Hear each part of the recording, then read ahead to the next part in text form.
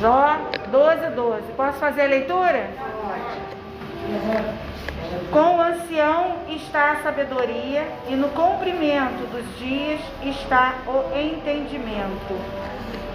Em outra versão diz: com os idosos está a sabedoria, e na abundância de dias o entendimento.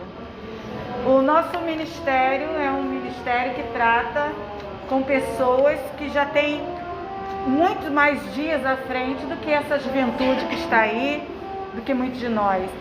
E a gente então imagina, né, que o acúmulo de conhecimento, o acúmulo de experiências conduziu a uma sabedoria maior, a gama de situações, né, a quantidade de situações que o idoso já viveu e já presenciou na vida de outras pessoas é muito maior do que essa nova leva de jovens adultos, de adolescentes que tem por aí, não é?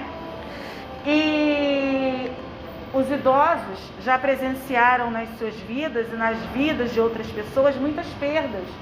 Pessoas vieram, pessoas foram. Algumas foram perdidas para a morte, outras porque a gente perde contato, não é? São muitas as experiências que os idosos já passaram. E a sabedoria que há no idoso, ela não pode ser esquecida, ela não pode ser desprezada. Mas principalmente o idoso não pode se omitir de passar essa sabedoria, não se achando mais válido ou útil. Muito pelo contrário. O idoso, ele não pode, a pessoa da melhor idade, ela tem exatamente o que a gente chama de melhor idade, porque o conteúdo é muito melhor e muito maior. Então, há uma necessidade de que vocês estejam visíveis, vocês estejam em destaque no nosso meio. E como é que a gente chama a atenção desse povo? A gente chama a atenção usando da sabedoria que a gente adquiriu, de que Deus, Ele tem o controle de tudo na nossa vida, e que a gente sabe que a nossa vida é feita de alguns momentos felizes, outros tristes, mas que a alegria do Senhor, ela sempre retorna, ela sempre vem. O momento ruim, ele vem, a gente vive o luto daquele momento ruim, mas a alegria, ela sempre retorna à nossa vida. Essa é a sabedoria, é a experiência, uma das que o idoso acumulou durante a sua vida. Então, a nossa base hoje de reflexão é essa, mas a palavra que o Senhor colocou na minha mente e que eu deveria passar para vocês, ela se trata da alegria que existe em nós sabermos, já termos a experiência na vida de saber que Deus, Ele tem interesse na nossa felicidade. Ele tem interesse em restaurar os nossos dias, que há dias de descanso, há dias de refrigério. Em 1 Pedro, diz o seguinte, 1 Pedro, capítulo 1, 8 e 9. Mesmo não o tendo visto, vocês o amam, e apesar de não o verem agora, creem nele e exultam com alegria indizível e gloriosa, pois vocês estão alcançando o alvo da sua fé, a salvação das suas almas. A confiança que a gente encontra no Senhor, a certeza de que os momentos ruins, tanto quanto os momentos felizes, são tempos, mas que com fé, com confiança no Senhor, com alegria no Senhor, a gente vai vencendo cada uma dessas etapas.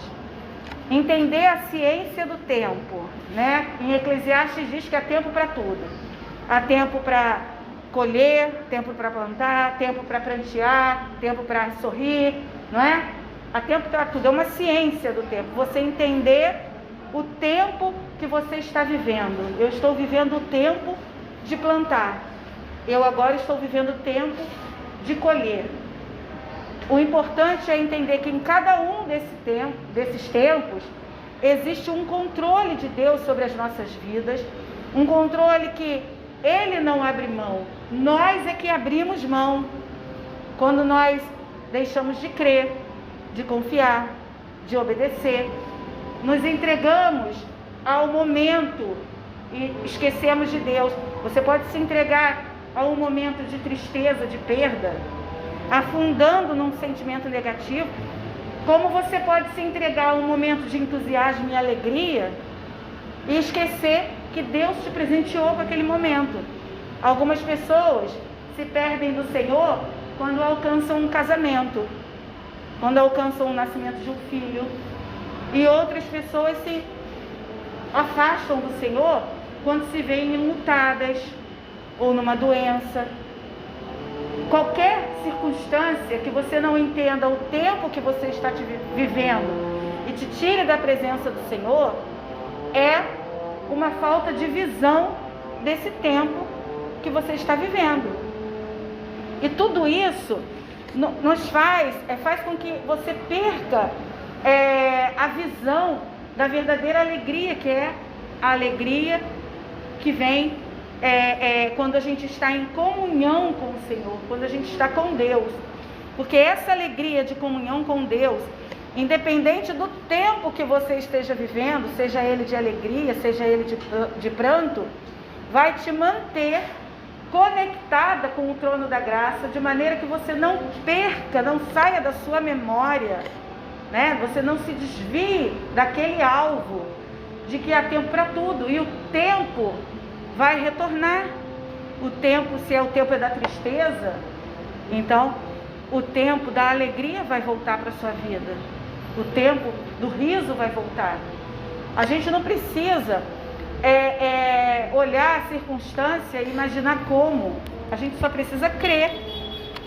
Por quê? Porque o idoso, ele sabe que isso é possível. Se o idoso parar e chamar à memória toda a história de vida que ele acumulou, vivendo e observando outras pessoas viver, ele vai lembrar que algumas pessoas tinham um caminho que não tinha solução, mas que Deus apresentou uma nova história, uma nova solução.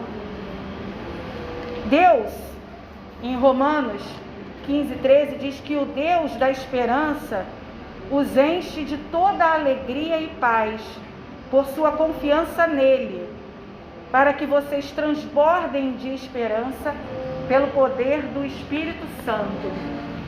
Então, a palavra de hoje, ela nos diz que a alegria que nós encontramos no Senhor, ela está vinculada à nossa fé, à nossa confiança no Senhor, ao nosso entendimento do tempo em que estamos vivendo, a nossa experiência de saber que, por mais desvantajoso ou ruim que seja uma situação ou um momento, nós que já vivemos, né? Eu já vivi meio século, vocês um pouco mais, nós sabemos que o tempo para Deus é só um momento, e nós não podemos definir a nossa vida por um momento.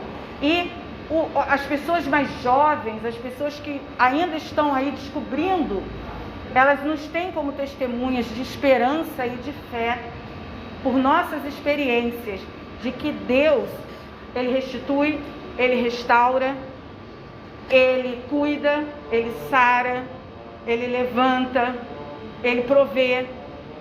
E nós passamos isso, a nossa experiência, com o nosso testemunho de vida, nos mantendo firmes, fortes, confiantes, otimistas e com umas palavras de sabedoria.